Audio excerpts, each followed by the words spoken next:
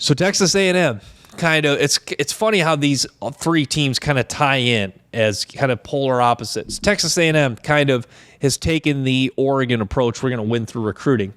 But they've kind of been like USC in the sense that, it's funny how I'm kind of tying all three of these in. They've kind of been like USC in the sense that they have brought in some big-time recruits, but a lot of them probably should have been rated a little bit lower than they were. Like, I look at Walter Nolan. Walter Nolan kind of reminds me of Corey Foreman and some other guys that have been overrated at the defensive line. You watch their tape. I've noticed about 5-star defensive linemen. You watch their tape, and they make some eye-popping plays just because they're big. Their quickness off the ball, is normally the number one elite trait that guys have in high school that gets them rated a 5-star. But if you really watch Nolan's tape, he does not really win with power too often. I think that's kind of the key missing thing. If a guy can win with power, you get into a guy, control him, drive him back. If he can win with power and speed is key. That's the thing. Nolan and some of these guys that are 5-star guys that have been a little bit overrated coming out of high school, a lot of it is just beating a man with quickness, which is great. Don't get me wrong. Quickness off the ball, the burst to beat a guy off the line of scrimmage is great. But the thing is, in the high school level, that high-end level trait you can get away with. In the college level, you have to have some more. You have to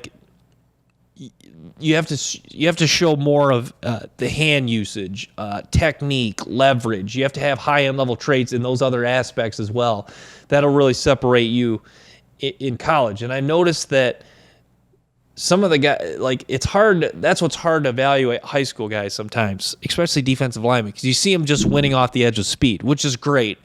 They'll be able to do that in college, but offensive linemen are quicker, more athletic. You're not just going to be able to. That speed is not as much of a threat if you can't combine it with the power element. So I think Walter Nolan, not to take too much away from him, I think he could be a good player, but he's kind of been one of the guys that's been a little bit overrated. That's the thing. Texas A&M. I used to have this term with Michigan and Brady Hoke. It's kind of like they're kind of blindly recruiting. And I know that some of their boosters are paying big money for guys, but you can't just go to 24/7 and go, oh, who are the top guys? We'll just throw money at them. You have to really, like USC, you have to have guys that know how to evaluate not only just the traits that really stand out. You have to kind of evaluate all the traits in totality and kind of look at some of the more nuances to the guy's game, the hand usage, block shedding, ability to convert speed to power. Some of the other traits you have to look at, and not just quickness off the ball. Because that's the thing about some of the guys, not just with guys Texas A&M landed. Some guys do have that elite quickness off the ball, but you can't just, like I said, you can't just win that way completely in college. But Evan Stewart.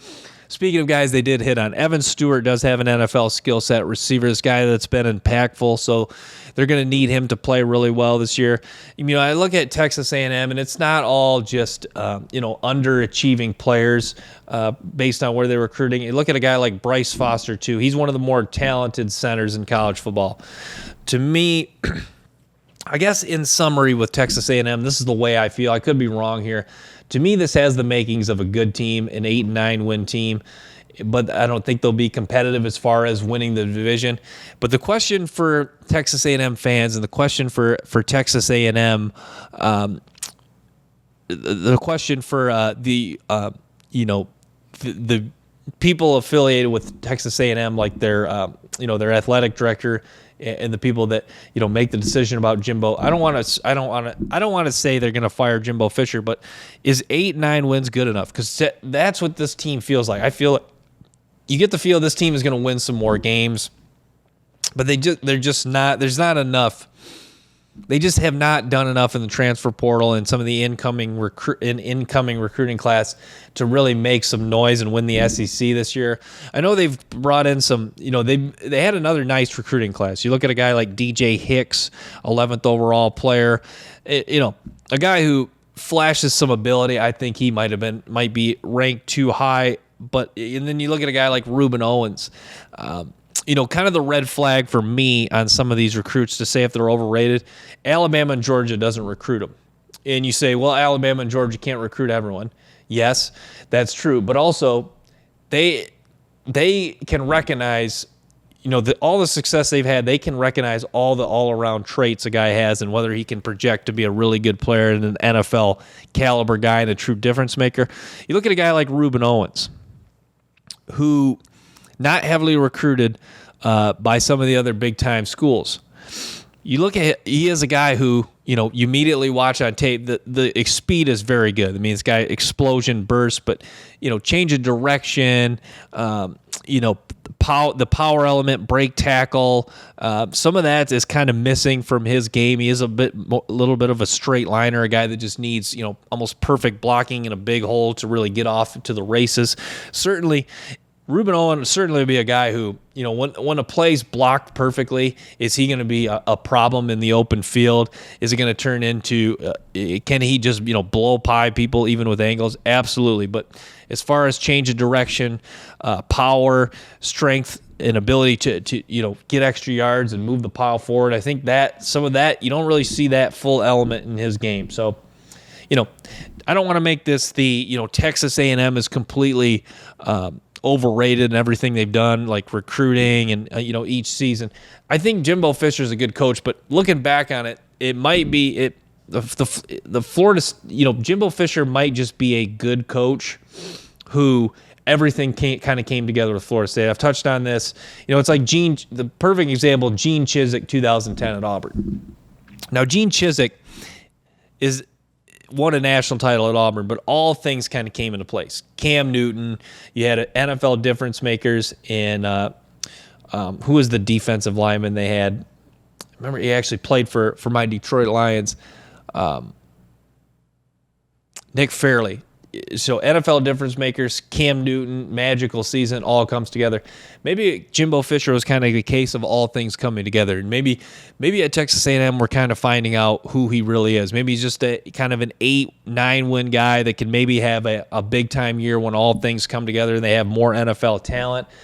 But maybe he just kind of is that guy that's just going to be kind of consistently, good, but really, doesn't have is not really like a elite talent evaluator or necessarily an elite offensive mind or elite quarterback coach.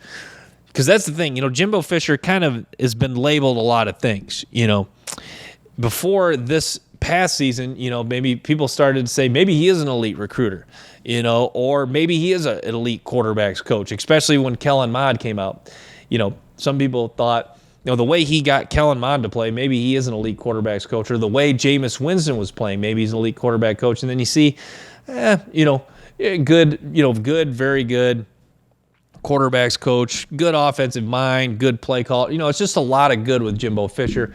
But I think there has been times where he said maybe he can be elite, especially after the 2014 season. I know they lost to Oregon, but I think there was people saying maybe Jimbo Fisher is an elite coach. And then you saw kind of, Florida State kind of went down a little bit, went to A&M, brought excitement right away. They were competitive right away. They've been good with the exception of last year. Last year they were below average. But yeah, Jimbo Fisher is a guy that's kind of, he's been scratching, he's been clawing, he's been kind of, clawing at they're knocking on the door of being elite, but he just has not been able to sustain it with the exception of the 2013 season. I know 2020 they had a really nice year, but there was COVID. Still really weren't super competitive against Alabama. I know Alabama won it all, but if you want to talk about Texas A&M getting to elite, you got to measure them with an elite team, and they really weren't that close against Alabama. But yeah, Jimbo Fisher, not to take everything away from him, because I've actually been a Jimbo Fisher defender for a long time. I think he is a good football coach. I think he has a lot of there's a lot of good qualities about him. I think he's a guy that's been around the game for a long time, coached under Nick Saban at LSU. A guy that, I think he, understands leadership, understands, I think he can recognize good players. I think he knows how to value or knows how to put good players in a position. Like if you remember 2013, they brought in Jalen Ramsey, and he's like, Jalen Ramsey's such a superior talent, we had to get him on the field. He's a guy that never said anything about playing time. And so, yeah, he recognizes, he knows how to use elite talent, but it looks like he's kind of put into question his ability to evaluate high-end five-star, high-end high school recruits and kind of differentiate which guys are maybe a little bit overrated and which guys who are still pretty good. But yeah, I mean, A&M, Tony Grimes too, a transfer corner. I think he'll be pretty solid. I wish they would have done more in the transfer portal, but still, I think I don't know. To me, yeah, I guess what I'm trying to say, I don't know what their plan exactly was in the transfer portal. Obviously, I think they're confident. In a lot of guys they had, but they definitely could have been better in the transfer portal overall. Thanks for tuning in to this episode of the Brant Parcell Show. Make sure to stay tuned for more episodes and clips from the show. Till next time, peace.